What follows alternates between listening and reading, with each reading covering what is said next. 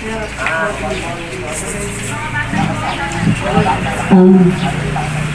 niyo po.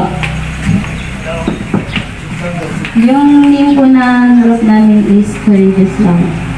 Yung lang po, di ba yung tupa kasi sa Bible, nagpapakita siya ng sweetness, forgiveness, and yung parang hindi niya kayang lumaban, hindi niya kayang ipagtanggol yung sarili niya. Pero, nagsisimbolize din siya as purity. Kaya naisip namin na piliin yung tupa, pero dinagdagan namin ng courageous.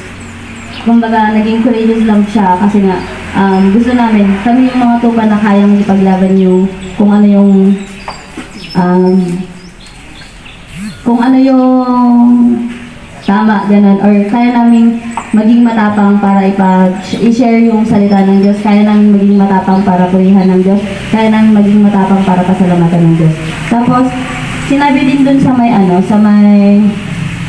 kaya ganyan yung po pala yung namin, yung banner or yung flag namin, kasi yung apoy, parang yung tupa na hinahandog sa Diyos. May makikita din po kayo na yung nagsisimbolize po ng kay kay Jesus Christ is yung kay God, yung yung kalapati. Hindi lang siya gaanong halata kasi masyadong Tapos yung lang, kaming grupo, tapos yung apoy po yung paghandog ng sarili namin para kay God.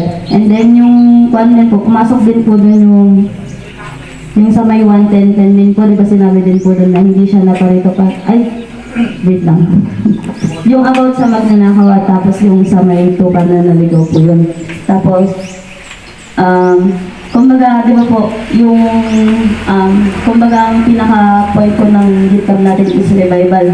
Parang ganun po. Parang yung meron din po kasi kami mga kagrupo na ngayon lang ulit nakabalik.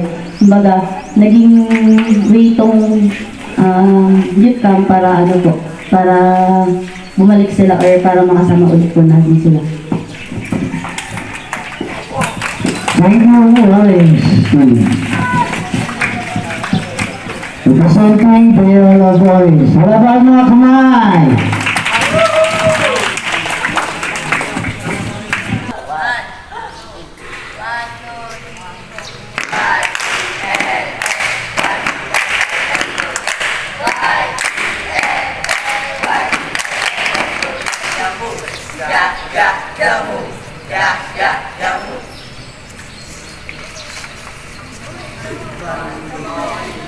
C-O-U-R-A-G-E-O-U-S, courageous son. C-O-U-R-A-G-E-O-U-S, courageous son. C-O-U-R-A-G-E-O-U-S, courageous son.